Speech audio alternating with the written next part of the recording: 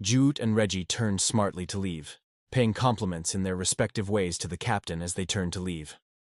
"So, what's the game plan today then, young one?" said Reggie, his face showing mild amusement. As he said, "He doesn't want me getting mashed up." Kind of thought you'd take the lead from here," she said, her face the absolute picture of shock, her body language deferential. "Oh no, I think you're doing a great job. You're knowledgeable and keen, which is the best anyone can really ask for when dealing with an emotionally damaged individual. A new face will hold no trust for him even if I am also human," he said, a warm smile on his face, and nodded to her. Taking the cue, Jude thought for a second about what she'd planned to do before the human medic arrived. "Well, I'd thought that I could practice my human English with him and maybe build a rapport. Share some food, hopefully gain a little trust," she admitted, a little shy, her skin flushing. "You speak human, actually speak it," Reggie replied, his turn to be shocked. "But Salarans don't take to it easily, and there is no need to use it when we all have implants." He added, the surprise and confusion evident on his weathered face. "Yes, that's true. However, it fascinates me, like a lot of your culture," she said shyly, with a small laugh. "Now that is fascinating," replied Reggie, impressed with how much the young medic had done already, and now very sure he'd made the right choice to let her take the lead. As they traversed the corridors and lifts heading towards the cargo hold, Reggie thought back to one of his first tours as a medic. He was much younger, then still tall at 6'2", but much slimmer without any of the gray in his hair. He had been assigned to an infanteer who was suffering from PTSD, his experiences twisting his view of the world until he was almost a shell of a man with no hope left. He didn't last long, and Reggie knew that he couldn't have done much more for him, but still blamed himself. They soon arrived at the cargo hold Jamie was being held in.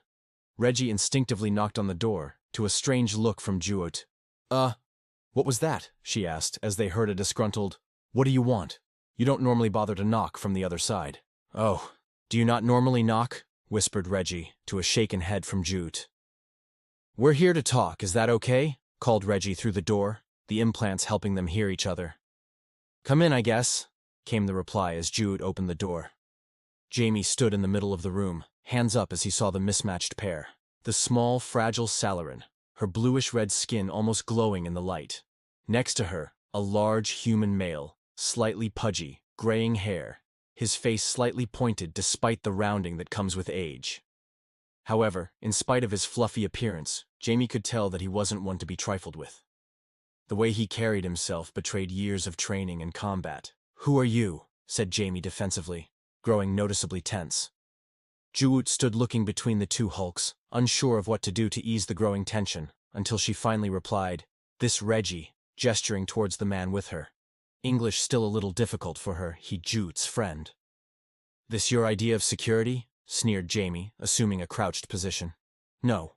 This," Jude said, as she tried to find the adequate words, "is same as me, Maydeek," she said, coughing slightly from the effort of the unfamiliar words. Jamie's eyes seemed to soften momentarily at Jude's words and efforts to speak in his tongue. "Fine. What you want then?" he said, eyeing Reggie suspiciously. Reggie looked at Jude for approval, trying to infer that she is in charge. She nodded, and he said in his thick drawl, "I heard you haven't had much in the way of decent meat or cooking facilities. Would you mind if we chat while we smoke some meat?" He smiled, the warmth of it making his face crinkle. Jamie's eyes betrayed his excitement at the prospect of properly smoked meat, his mouth salivating, even if he merely grunted in response.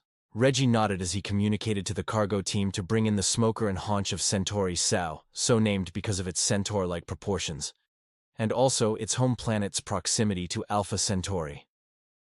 Apparently humans have a weird sense of humor when it comes to naming things.